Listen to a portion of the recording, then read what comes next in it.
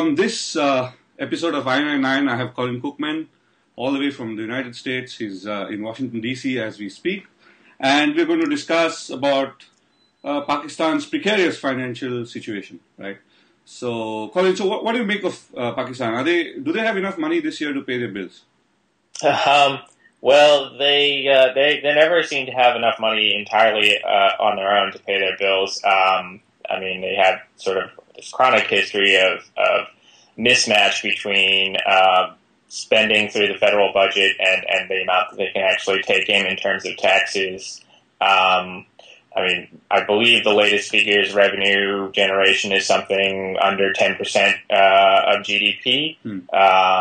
There was a lot of conversation, mostly last year, about possible introduction of new sales taxes, the reformed general sales tax. That doesn't seem to have managed to make its way through the Pakistani political process. So there were a few sort of short-term fixes that the finance team was able to push through, but still unlikely that they will actually raise enough taxes this year to actually cover their full budget, at least as currently planned. So they are looking at deficits for the year. And they've got $12 billion to pay back the IMF, don't they?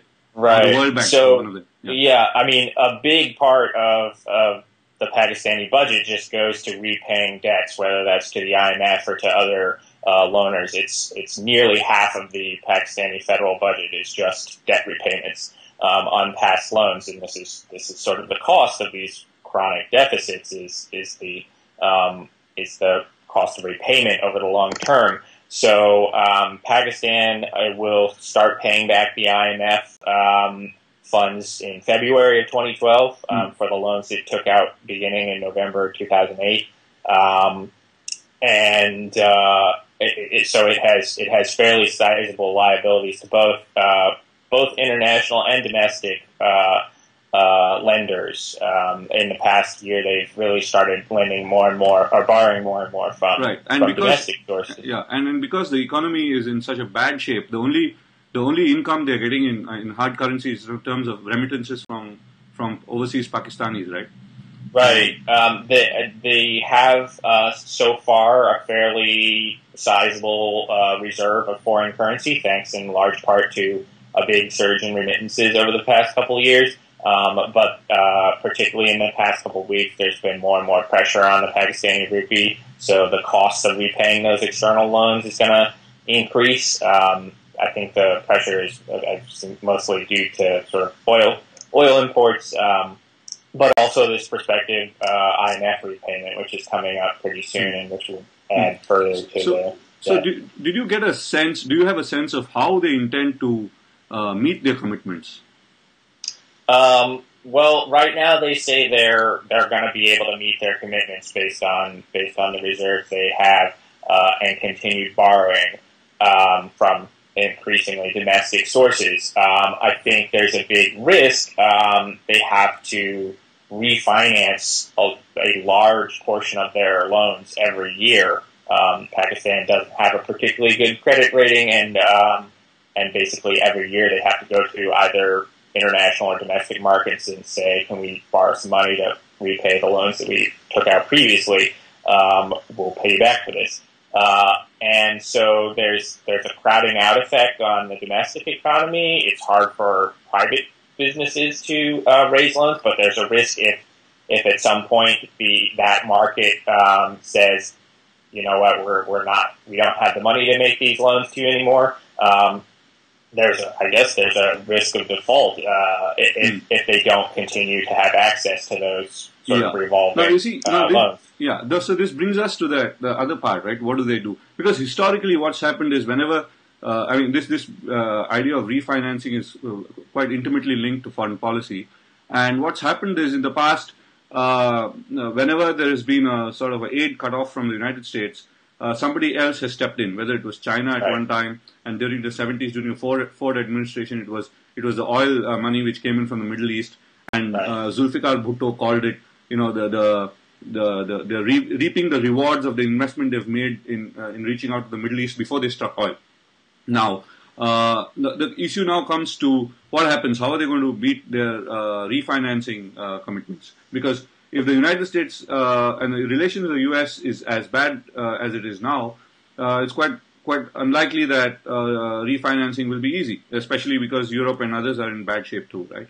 So, and also there's this debate in the United States about aid to Pakistan. Now, how do you see this playing out? There are two issues. One is the U.S. allowing multilateral financing of the Pakistani government.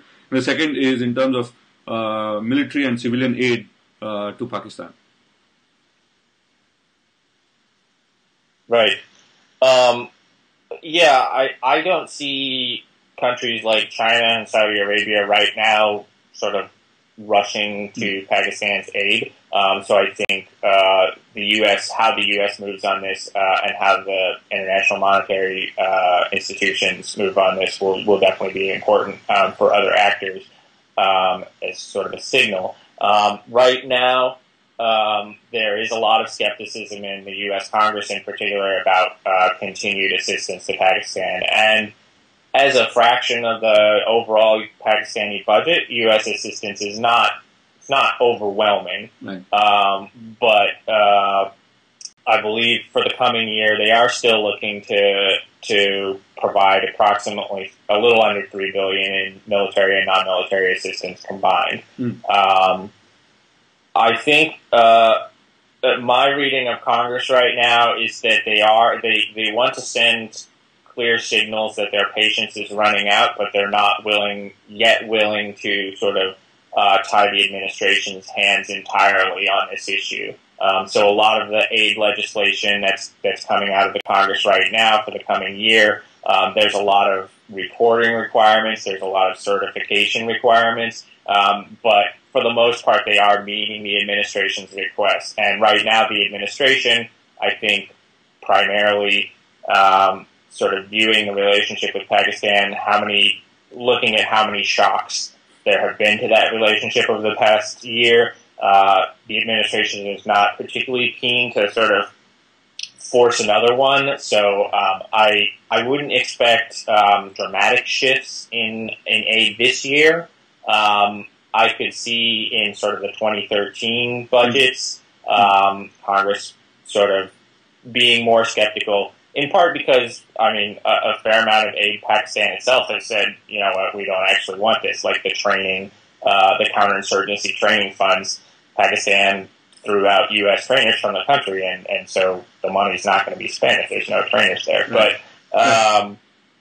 But yeah, I think the economic assistance will probably continue, but it's really only sort of a limited, particularly the amount that actually goes to the government. They spent a lot of trouble actually dispersing this money this year, so I wouldn't guess that it's going to be sort of a huge savior on this issue. Yeah. So Colin, thanks for this. It was a nice 9-minute conversation with you. I think we'll have to have another one in a couple of months to take stock of the situation, because this game is going to be extremely interesting as we go on into 2012 and especially towards 2014. Yeah. All right. Thanks so much. Thanks, Colin.